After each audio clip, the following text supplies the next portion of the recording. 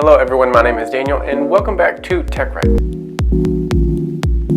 So if you have not watched my past couple of videos, which I actually urge you to do so because this is part of a series, I am in search for a new camera and I'm actually looking at a camera that is not Canon for once in my life. Today we are going to be talking about the Sony a7 full frame camera, and I'm specifically talking about the kit that comes with the 24 to 70mm image stabilization lens. Now this camera is an E-mount camera, which means that anything Sony makes is pretty much going to be able to fit onto this mount system. Now in my checklist I did say that I wanted 1080p to 60 frames a second video, and this camera does that and more. Not only do you get the 1080p and 60 frames a second, but you get a 1080p at 120 frames a second, which is awesome to me considering that the Canon 80D, which I previously talked about, has that, but yet the A7 is 3 years old. Sony does seem to be a little bit ahead of the game than Canon does, especially with videography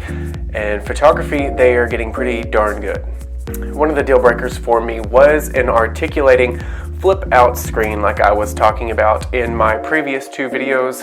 That is a must have, but for the quality of this camera, I might be able to just deal without. One of the things that is awesome with the cameras is that you can use your phone as a viewfinder. Currently I am filming on the Canon EOS M3, which has a flip up screen.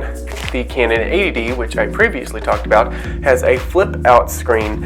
And the Sony camera, you'll actually just be able to use your phone as the viewfinder, which is going to be something that might be a good thing, might be a bad thing. When you are using a viewfinder, often YouTubers find themselves looking up at the flip-up screen, which is currently what I'm doing now, as opposed to just looking at the lens, which is what I'm doing now. As far as video goes, I'm kind of going to compare this to the Canon 80D. The Sony Alpha 7 full-frame camera has 117 autofocus points, which is amazing for video. It's going to have extremely fast autofocus, and compared to the Canon 80D's 45 auto point system, that's pretty much a big jump. Now, as far as megapixels, I did say I did not want anything that is below 24 megapixels, and that is good because that is exactly what this camera has, 24 megapixels. Now, the Sony a7 full frame camera is also a mirrorless camera, which means that it is much smaller,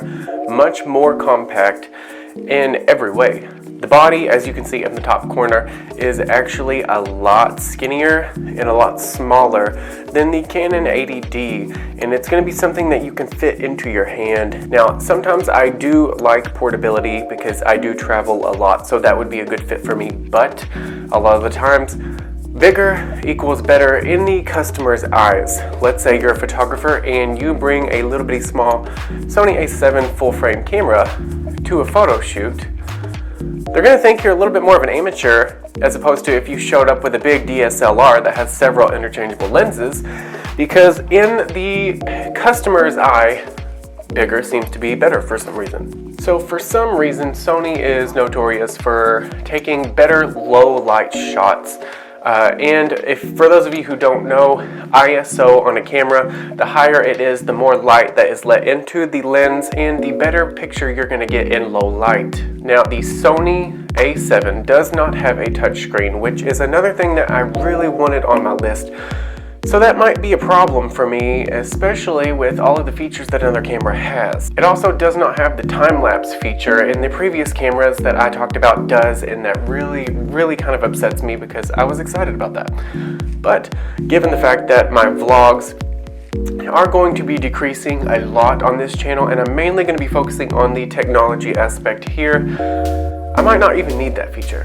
Just like the other cameras that I have talked about on this channel, this does have the Wi-Fi option, and for those of you who have not seen me talk about it, it has a built-in Wi-Fi system that allows you to send your pictures and videos from your camera to your phone. This camera does have a digital viewfinder. Now, whether that is 100% true to what is actually being picked up by the camera is completely unknown. A lot of people say that it is 100%, but also when you get cameras and you look most of the time that is not always the case. Now this camera does have a special face detection sensor, so that no matter if you move side to side or back to back, you are all going to stay in focus.